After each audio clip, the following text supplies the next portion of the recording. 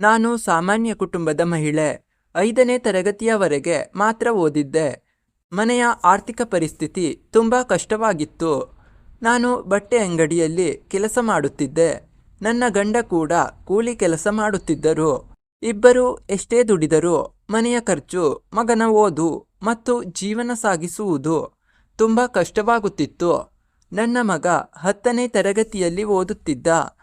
ಒಂದು ದಿನ ಅವನು ತನ್ನ ಸ್ನೇಹಿತನ ಅಮ್ಮ ಯೂಟ್ಯೂಬ್ನಲ್ಲಿ ಅಡಿಗೆ ವಿಡಿಯೋಗಳನ್ನು ಮಾಡಿ ಹಣ ಸಂಪಾದಿಸುತ್ತಿದ್ದಾರೆ ಎಂದು ಹೇಳಿದ. ನಂತರ ನನಗೆ, ಅಮ್ಮ, ನಿನಗೂ ತುಂಬ ಚೆನ್ನಾಗಿ ಅಡಿಗೆ ಬರುತ್ತದೆ, ನೀನು ಯೂಟ್ಯೂಬ್ ಚಾನೆಲ್ ಶುರು ಮಾಡು, ನಾನು ಎಲ್ಲವನ್ನು ಮಾಡಿಕೊಡುತ್ತೇನೆ ಎಂದು ಧೈರ್ಯ ತುಂಬಿದ. ನನ್ನ ಮಗನೇ ನನಗಾಗಿ ಯೂಟ್ಯೂಬ್ ಚಾನಲ್ ತೆರೆದುಕೊಟ್ಟ.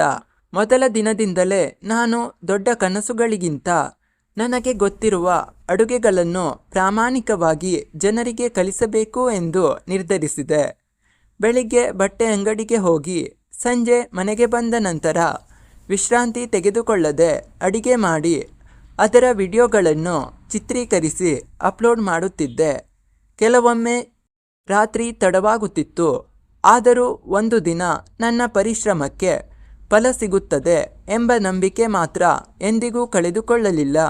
ಮೊದಲ ಕೆಲವು ತಿಂಗಳುಗಳು 10ರಿಂದ 20 ವೀಕ್ಷಣೆಗಳು ಮಾತ್ರ ಬರುತ್ತಿದ್ದವು. ಸಬ್ಸ್ಕ್ರೈಬರ್ಗಳು ಹೆಚ್ಚುತ್ತಿರಲಿಲ್ಲ. ಕೆಲವರು ಇದರಿಂದ ಏನೂ ಆಗಲ್ಲ ಎಂದು ಹೇಳುತ್ತಿದ್ದರು. ಆದರೆ ನಾನು ಯಾರ ಮಾತನ್ನು ಮನಸ್ಸಿಗೆ ತೆಗೆದುಕೊಳ್ಳಲಿಲ್ಲ. ಹೀಗೆ 2 ವರ್ಷಗಳ ಕಾಲ ಯಾವುದೇ ನಿರೀಕ್ಷೆ ಇಲ್ಲದೆ ನಿರಂತರವಾಗಿ ವಿಡಿಯೋಗಳನ್ನು ಮಾಡುತ್ತಾ ಬಂದೆ. ಒಂದು ದಿನ ನನ್ನ ಒಂದು ಅಡಿಗೆ ವಿಡಿಯೋ ವೈರಲ್ ಆಯಿತು. ಲಕ್ಷಾಂತರ ಜನರು ಅದನ್ನು ವೀಕ್ಷಿಸಿದರು. ಸಾವಿರಾರು ಕಮೆಂಟುಗಳು ಬಂದವು. ನನ್ನ ಸರಳವಾದ ಅಡಿಗೆ ವಿಧಾನ, ಮನೆಯ ಸಾಂಪ್ರದಾಯಿಕ ರುಚಿ ಮತ್ತು ಸುಲಭವಾಗಿ ಅರ್ಥವಾಗುವ ವಿವರಣೆಯನ್ನು ಜನರು ತುಂಬ ಮೆಚ್ಚಿಕೊಂಡರು. ಆ ದಿನದಿಂದ ನನ್ನ ಜೀವನವೇ ಬದಲಾಯಿತು. ಯೂಟ್ಯೂಬ್ನಿಂದ ಆದಾಯ ಬರಲು ಆರಂಭವಾಯಿತು. ಪ್ರತಿದಿನ ಸಾವಿರಾರು ಹೊಸ ಸಬ್ಸ್ಕ್ರೈಬರ್ಗಳು ಸೇರತೊಡಗಿದರು. ನಾನು ಬಟ್ಟೆ ಅಂಗಡಿಯ ಕೆಲಸಕ್ಕೆ ರಾಜೀನಾಮೆ ನೀಡಿ ಪೂರ್ಣ ಸಮಯವನ್ನು ನನ್ನ ಅಡಿಗೆ ಚಾನಲ್ಗೆ ಮೀಸಲಿಟ್ಟೆ. ಇದರ ನಂತರ ಇನ್ನೂ ಹೆಚ್ಚಿನ ಶ್ರಮದಿಂದ ಹೊಸ ಹೊಸ ಅಡಿಗೆಗಳು, ಹಬ್ಬದ ವಿಶೇಷ ತಿಂಡಿಗಳು, ಹಳ್ಳಿ ಶೈಲಿಯ ಅಡುಗೆಗಳು ಮತ್ತು ಆರೋಗ್ಯಕರ ರೆಸಿಪಿಗಳನ್ನು ಜನರಿಗೆ ಪರಿಚಯಿಸುತ್ತಾ ಬಂದೆ. ನನ್ನ ಪ್ರತಿಯೊಂದು ವಿಡಿಯೋ ಕೂಡ ಸಾವಿರಾರು ಲಕ್ಷಾಂತರ ಜನರನ್ನು ತಲುಪಲು ಆರಂಭಿಸಿತು. ಒಂದು ದಿನ ನಾನು ನನ್ನ ಜೀವನದ ಸಂಪೂರ್ಣ ಯಶೋಗಾಥೆಯನ್ನು ಹೇಳುವ ಒಂದು ವಿಡಿಯೋ ಮಾಡಿದೆ. ಬಟ್ಟೆ ಅಂಗಡಿಯ ಉದ್ಯೋಗದಿಂದ ಯೂಟ್ಯೂಬ್ ಕ್ರಿಯೇಟರ್ ಆಗಿ ಬೆಳೆದ ನನ್ನ ಪಯಣವನ್ನು ನೇರವಾಗಿ ಜನರ ಮುಂದೆ ಹಂಚಿಕೊಂಡೆ. ಆ ವಿಡಿಯೋ ಕೂಡ ನಿರೀಕ್ಷೆಗೂ ಮೀರಿ ವೈರಲ್ ಆಯಿತು. ಅದನ್ನು ನೋಡಿದ ಸಾವಿರಾರು ಜನರು ಭಾವುಕರಾದರು. ನಿಮ್ಮ ಕತೆ ನಮಗೆ ಧೈರ್ಯ ಕೊಟ್ಟಿದೆ.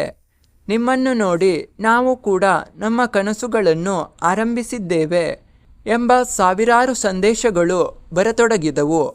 ನಂತರ ಅನೇಕ ಯೂಟ್ಯೂಬ್ ಚಾನಲ್ಗಳು, ಮಾಧ್ಯಮಗಳು ಮತ್ತು ಸಾಮಾಜಿಕ ಜಾಲತಾಣಗಳ ಕ್ರಿಯೇಟರ್ಗಳು ನನ್ನ ಸಂದರ್ಶನ ಮಾಡಲು ಆಹ್ವಾನಿಸಿದರು. ನನ್ನ ಜೀವನದ ಹೋರಾಟ, ಪರಿಶ್ರಮ ಮತ್ತು ಯಶಸ್ಸಿನ ಬಗ್ಗೆ ನಾನು ಹಲವಾರು ಸಂದರ್ಶನಗಳಲ್ಲಿ ಮಾತನಾಡಿದೆ. ಆ ಸಂದರ್ಶನಗಳು ಕೂಡ ಲಕ್ಷಾಂತರ ಜನರನ್ನು ತಲುಪಿದವು. ನನ್ನ ಕಥೆಯನ್ನು ಕೇಳಿದ ಅನೇಕ ಗೃಹಿಣಿಯರು ತಮ್ಮದೇ ಯೂಟ್ಯೂಬ್ ಚಾನಲನ್ನು ಆರಂಭಿಸಿದರು. ಕೆಲವರು ಹೊಲಿಗೆ ಚಾನಲ್, ಕೆಲವರು ಅಡಿಗೆ ಚಾನಲ್, ಕೆಲವರು ಕೈಗಾರಿಕಾ ವಿಡಿಯೋ ಚಾನಲ್, ಮತ್ತೊಬ್ಬರು ತಮ್ಮ ಪ್ರತಿಭೆಯನ್ನು ವಿಡಿಯೋಗಳ ಮೂಲಕ ಜಗತ್ತಿಗೆ ತೋರಿಸಲು ಆರಂಭಿಸಿದರು.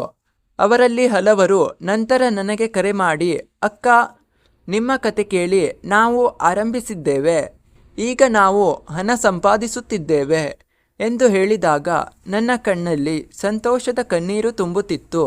ಆಗ ನನಗೆ ಅರಿವಾಯಿತು, ಯಶಸ್ಸು ಎಂದರೆ ಕೇವಲ ಹಣ ಗಳಿಸುವುದಲ್ಲ, ನಮ್ಮ ಜೀವನ ಮತ್ತೊಬ್ಬರ ಬದುಕಿನಲ್ಲಿ ಬೆಳಕಾಗುವುದೇ ನಿಜವಾದ ಯಶಸ್ಸು ಎಂದು. ಕಾಲ ಕಳೆದಂತೆ ನನ್ನ ಯೂಟ್ಯೂಬ್ ಕುಟುಂಬ ಲಕ್ಷಾಂತರ ಸದಸ್ಯರನ್ನು ತಲುಪಿತು. ಅನೇಕ ಬ್ರ್ಯಾಂಡ್ಗಳ ಸಹಯೋಗ, ವಿವಿಧ ಕಾರ್ಯಕ್ರಮಗಳ ಆಹ್ವಾನಗಳು, ಪ್ರಶಸ್ತಿಗಳು ಮತ್ತು ಗೌರವಗಳು ಸಿಕ್ಕವು. ಆದರೆ ಇವೆಲ್ಲಕ್ಕಿಂತ ದೊಡ್ಡ ಗೌರವವೇನೆಂದರೆ ಜನರು ನನ್ನನ್ನು ನಮ್ಮ ಮನೆಯ ಅಕ್ಕ, ನಮ್ಮ ಸ್ಫೂರ್ತಿ ಎಂದು ಕರೆಯಲು ಆರಂಭಿಸಿದ್ದು. ಇಂದು ನಾನು ನನ್ನ ಕುಟುಂಬವನ್ನು ಗೌರವದಿಂದ ನೋಡಿಕೊಳ್ಳುತ್ತಿದ್ದೇನೆ.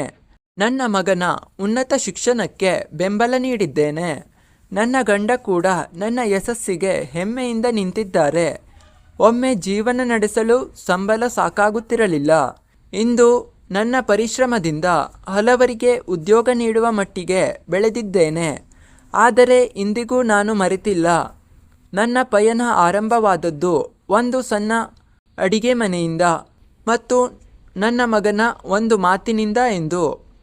ಈ ಕತೆ ನಿಮಗೆ ತಿಳಿಸುವ ಸಂದೇಶವೇನೆಂದರೆ, ನಿಮ್ಮ ಕನಸು ಎಷ್ಟೇ ಚಿಕ್ಕದಾಗಿರಲಿ, ಅದನ್ನು ಪ್ರತಿದಿನ ಪ್ರಾಮಾಣಿಕವಾಗಿ ಬೆಳೆಸಿದರೆ ಅದು ಒಂದು ದಿನ ನಿಮ್ಮ ಜೀವನವಷ್ಟೇ ಅಲ್ಲ, ಸಾವಿರಾರು ಜನರ ಜೀವನವನ್ನು ಬದಲಾಯಿಸಬಹುದು.